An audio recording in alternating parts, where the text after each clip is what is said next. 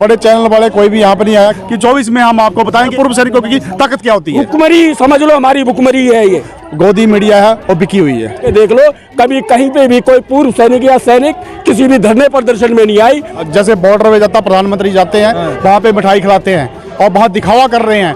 ये सैनिकों का धरना है, ये कामयाब होगा, उनको मानना पड़ेगा। एक झंडे के नीचे आ रहे हैं और इनको मजा दिखाएंगे हम सैनिक की पावर क्या होती है और लेंगे हमारा अधिकार। उसके अलावा कानूनी कार्रवाई भी करेंगे। और सिपाही से लेकर सूबेदार मेजर तक तो रीढ़ की हड्डी है। दोस्तों नमस्कार, मेरा नाम है आदर्श और फिर से आपका स्वागत करता हूं सजग भारत में। लगातार 4 दिनों से यहां जंतर मंतर पे चल रहा है एक्स आर्मी पर्सन जो हैं उनका एक प्रोटेस्ट। इनकी कई सारी मांगे हैं जो अभी तक पूरी नहीं की गई हैं, इसी वजह से प्रोटेस्ट और भी आगे बढ़ता जा रहा है। इसी के साथ हम यहाँ पर बात करेंगे ऐसे फौजियों से जो भारत के लिए कई सालों तक लगातार काम किए, फिर भी इनकी अपनी अपनी मांग है जो अभी तक पूरी नहीं की गई। मैं आपसे जानना चाहूँगा आपका क्या मांग है। नमस्कार, जय हिंद। और मैं हिमाचल प्रदेश से आया हूं और पूर्व सैनिक हूं। तो यहाँ पे जो बन रहे के पेंशन जो दी है 7-2, तो इसमें बड़ा भेदभाव किया गया है हमारे साथ। और जो हमारे ORP है इसमें जैसे हमारे PBOR है, PBOR के साथ और JCOs हैं इसमें और ऑफिसर हैं, इनमें बहुत डिफरेंट है। अच्छा, 4 दिन से लगातार चल रहा है, मेन स्ट्रीम मीडिया तो उठा ही नहीं रही आपके मुद्दे को। ये मीडिया जो है, कुछ मीडिया वाले आ रहे हैं, न्यूज़ लगा रहे हैं, आगे कोई पता नहीं है कहाँ जा रही है न्यूज़, कोई पता नहीं। मेन मीडिया जो है बड़ी चैनल वाली वो सब कोई आई नहीं रहे। हाँ, बड़े चैनल वाले कोई भी यहाँ पर नहीं आया क्योंकि वो गोदी मीडिया है और बिकी हुई है। आप आरोप लगा रहे हैं मीडिया पे? मैं आरोप नहीं लगा रहा हूँ, मैं सही कह रहा हूँ। अगर आप चैनल यहाँ पे, मैं आपका स्वागत करता हूँ, धन्यवाद करता हूँ। अगर बड़ी मीडिया को इतना थोड़ा सा वो है कि हम हमारी आवाज़ उठानी है तो आ सकती है। सजग भारत तो लगातार उठा रहा है आपकी आवाज़। बिल्कुल बिल्कुल, मैं आपका धन्यवाद करता हूँ। अच्छा, इसके साथ एक बड़ा जो मुद्दा उठाया जा रहा है आप सबकी तरफ से कि आर्मी में भ्रष्टाचार है और आर्मी वाले ही आरोप लगा रहे हैं, इस पे क्या कहेंगे आप? वो मुद्दा तो बाद की बात है, वो आरोप आपके सामने क्लियर है। जब ये पेंशन जो उनको हमने लीडर बना के अधिकारियों को उनके ऊपर भरोसा किया, उन्होंने अपना ले लिया और जवानों का पाँव काट दिया। इससे और ज़्यादा भ्रष्टाचार क्या होगा। अच्छा, प्रधानमंत्री जी खुद ही जाते हैं आर्मी के बीच में, होली दिवाली बड़े बड़े त्यौहार मनाते हैं, इतना सारा वादा करते हैं, आप सबकी बातों को मानते नहीं हैं? नहीं, बिल्कुल है, सही है, लेकिन उनको अफसरों ने वो जो बना के यहाँ से दिया है वो अपने फेवर में बना दिया और जवानों को उसमें कुछ बनाया नहीं। कह रहे हैं इसमें अफसर्स की गलती है? हाँ, अफसर्स की गलती है, पूरी 100% अफसर्स की गलती है। उसमें मिसगाइड किया गया नेताओं को। थोड़ा जाके हो सर। अच्छा सर, मैं जानना चाहूँगा कि इतने सारे वादे किए जाते हैं आप सबसे और आप सबके नाम पे वोट मांगे जाते हैं, फिर भी क्यों आप सबकी बात नहीं सुनी जाती? ये जो आवाज़ जो है क्यों नहीं सुन रही कि हमारे जो यहाँ पर जो विधायक मंत्री हैं दिल्ली में AC में आराम से सोए हैं, इनको कोई जवानों से कोई नहीं। जैसे बॉर्डर में जाता प्रधानमंत्री जाते हैं वहाँ पे मिठाई खिलाते हैं और बहुत दिखावा कर रहे हैं, बस और कुछ काम नहीं है। कोई इनको अपने वोट चाहिए बस। अपने 24 के बीच में देश के सैनिक एक झंडे के नीचे आ रहे हैं और इनको मजा दिखाएंगे हम सैनिक की पावर क्या होती है और वोट कैसे लिए जाते हैं और प्रधानमंत्री कैसे बनता है और विधायक भी कैसे बनता है, मंत्री कैसे बनता है, हम दिखाएंगे एक झंडे में आकर।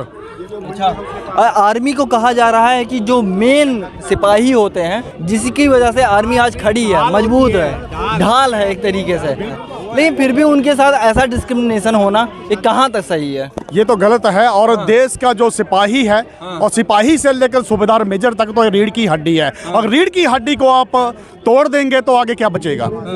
कुछ नहीं होगा। और रीढ़ की हड्डी हमारा देश का सिपाही और हमारा सूबेदार मेजर तक है, कैप्टन तक। और इसको जो तोड़ मरोड़ के ये ऑफिसर जो अपना चमचागिरी करके कल नेताओं के साथ मिलकर ये कार्रवाई कर रहे हैं, मैं उनको भी एक यहाँ से इस मंच से एक संदेश देना चाहता हूँ। प्रधानमंत्री मोदी जी, अगर 24 में हारना है तो आप तैयारी कर लो। और हमारे सैनिकों ने भी जंतर मंतर में यहाँ पर तैयारी पूरी कर ली है कि 24 में हम आपको बताएंगे एक झंडे में आकर कि सैनिक की ताकत क्या, पूर्व सैनिकों की ताकत क्या होती है। अच्छा, पिछले ही साल सरकार ने एक अग्निवीर योजना ले आई और कहा गया कि ये बहुत इंपॉर्टेंट है, इसका क्या इंपॉर्टेंस है, बताएंगे कुछ? अग्निवीर सर देखो, हम अग्निवीर के ऊपर बात करने के लिए नहीं आए हैं, हम बात करने के लिए आए हैं ORP पे। अच्छा। हमारी पेंशन के ऊपर जो कमीशन में बैठे हुए अफसर शाह है या देश के रक्षा मंत्री हैं, उन्होंने अपनी संवैधानिक ओथ के विरुद्ध लिया गया डिसीजन है हमारे खिलाफ, हम उस पर मांग करने के लिए आए हैं। और उस पे कार्रवाई चाहते हैं। क्या वो लगता है मांग पूरी हो जाएगी आपकी? बिल्कुल होगी। हाँ। हम सैनिक हैं, हमने सरहदों की सुरक्षा की है और हमारी मांग के लिए अगर हम आगे हैं। और पहली बात तो देश का सबसे बड़ा दुर्भाग्य है कि विश्व के अंदर पहली बार कोई सेना किसी धरने पे बैठी है। विश्व में कहीं पे भी आप मीडिया से रिलेटेड है, कहीं से भी इतिहास उठा के देख लो, कभी कहीं पे भी कोई पूर्व सैनिक या सैनिक किसी भी धरने प्रदर्शन में नहीं आई। लेकिन हमारे यहाँ पर आयोग और चुने हुए नेताओं की वजह से सेना के लोग भुखमरी, समझ लो हमारी भुखमरी है ये, कि हमारी ज़रूरतें हैं जो इस महंगाई में पूरी नहीं होती और हमारे को हमेशा हमारे साथ सौतेला व्यवहार किया गया, जिस वजह से हमें यहाँ पर आना पड़ा। और ये सैनिकों, इसमें कोई अफसरशाह नहीं है, ये सैनिकों का धरना है, ये कामयाब होगा।